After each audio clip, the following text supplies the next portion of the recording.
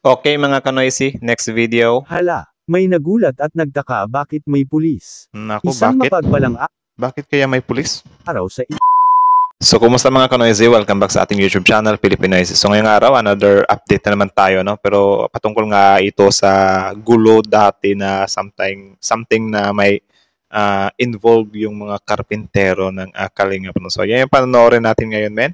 So, ang video ito mula kay Kalingap TV. Meron ito pamagat na yun lang, may nagulat. Bakit may pulis? Lalaking ng gulo, maaaring hulihin. Kalingap latest vlog. So, question mark yun.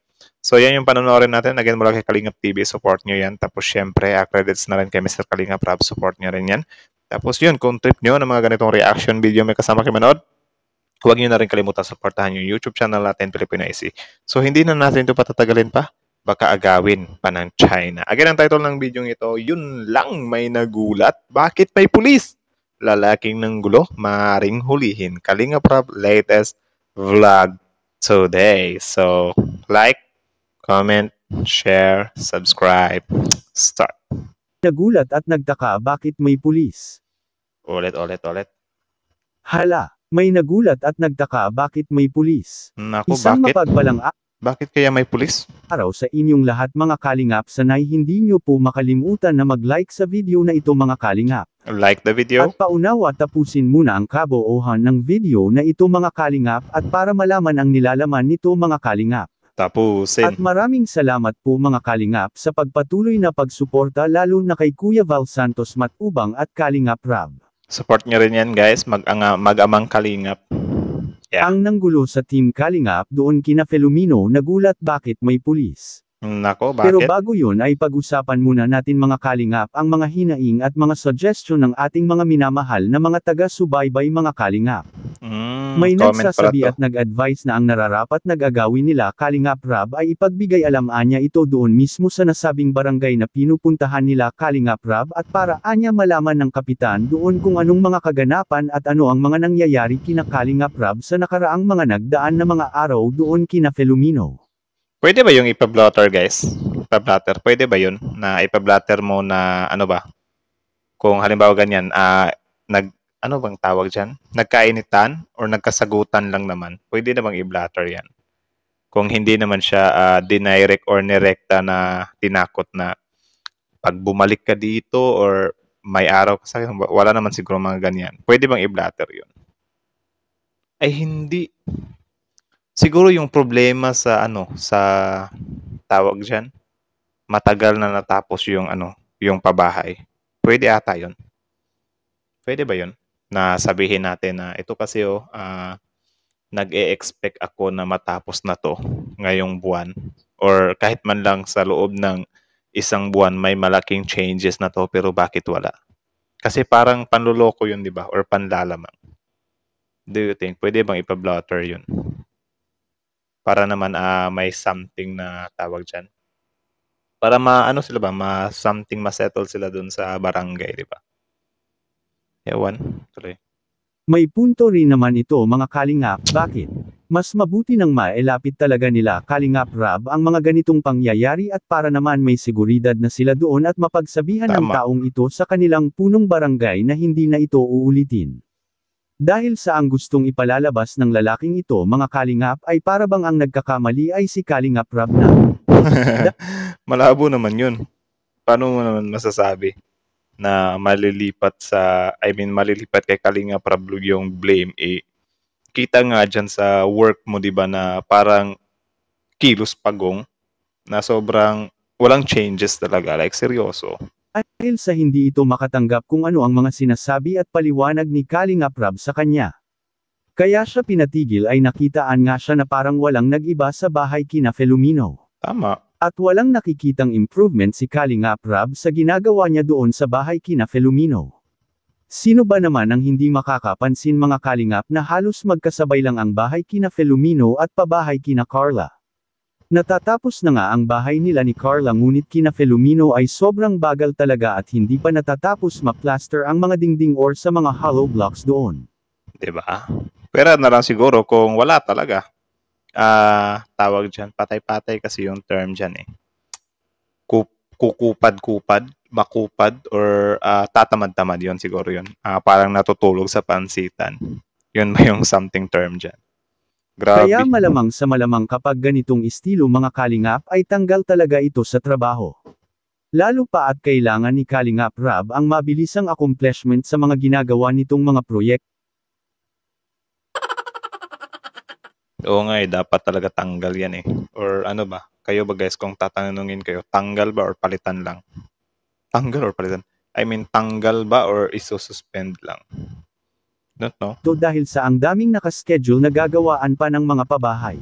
Tama. Masasabi natin na hindi talaga siya karapat-dapat na maging isang carpentero ng Team Kalingap dahil sa ang mga gawa ng taong ito mga Kalingap ay walang halong pagtulong at ang alam lang nito ay uubusan lang ang oras at hindi ang trabaho. Sa Yun. Kalingap kapag may pumasok na mga carpentero mga Kalingap ay nasa puso at isipan muna dapat na ang paggawa nyo ng mga bahay sa mga beneficiary ng Team Kalingap ay may halo rin itong pagtulong at bawal talagang magpa-bagal-bagal dahil sa napakadami nga ang nakaschedule na mapagawaan ng pabahay mga Kalingap. 'Di ba? Kasi siguro hindi din siya tawag diyan, mamomonitor ng araw-araw kasi yun nga sobrang busy nga nila Kalingap Rab, 'di ba? So sana naman hindi naman talaga 'yan yung problema dito eh. Ikaw kasi as a worker dapat marunong kang tawag diyan, isipin mong mabuti, magpasalamat ka na nga lang binigyan ka ng trabaho or nagkaroon ka ng trabaho, 'di ba? Tapos hindi mo pa aayusin. Parang napaka-ungrateful naman kung ganun. 'Di ba? Yung meron din kasi talagang tao guys na sila ba? Hindi sila gaanong tapat sa trabaho nila or tatamad-tamad sila. Mga ganun ba? Nakakawalang gana yung ganun eh. Siguro kung ako ganyan yung gawin nyo sa bahay, bahala kayo. Papalitan ko talaga kayo. 'Di ba? Para naman matuto din. Kayo ba? Ano ba yung sa tingin nyo dapat gawin sa ganitong inaasal? Comment nga kayo sa baba. At pinupuri pa si Kalingap Rab sa lahat ng mga viewers na kahit sa hindi viral ang mga taong ito mga Kalingap ay pinapabahayan pa rin ito ni Kalingap Rab. Tama. At kahit na ay dalawa lang silang titira dito ay halata namang malaki pa rin at solid ang ginagawa nilang pabahay para kay Filomeno mga Kalingap. Minsan lang tayo makakita ng tao na katulad sa nagagawa ni Kalingap Rab sa mga taong natutulungan nito ay talagang hinding-hindi magsisi. Tama. Ang ganda na nga nung tapos gaganyanin lang ng mga karpintero, may nakakawalang gana, di ba? Mas matutuwa pa sila sa ginagawa ni Kalingap Rab para sa kanila. Sa kabilang dako naman mga Kalingap, lalaking nagalit kina Filomeno gulat na gulat bakit may pulis. Kapag maulit pa ang taong ito mga Kalingap sa panggugulo nito kina Kalingap Rab ay tiyak na tiyak aabot talaga sila sa barangay at sa pulis nito mga Kalingap. Dahil napakadelikado kung hindi ito makarating sa mga opisyal doon sa DAET. Tama naman. Yan talaga yung first thing na dapat gawin kapag meron ka nakaalitan kasi pwede kang balikan ng mga yan eh. Though hindi ko sinasabihan na itong karpinterong to ay nag-cause siya ng harm or whatsoever kasi hindi naman talaga natin alam. Yung mga blotter kasi guys is parang logbook siya na if ever na may mangyari sa'yo, merong something na matawag dyan, matitrace yung mga pulis, di ba? May something mabiblame. Kasi kung yung tao, isip niya or nasa isip niya na hindi naman ako pinablatter dito. So if ever na may gawin ako sa kanya, hindi ako matitrace. Mga ganun-ganun ba?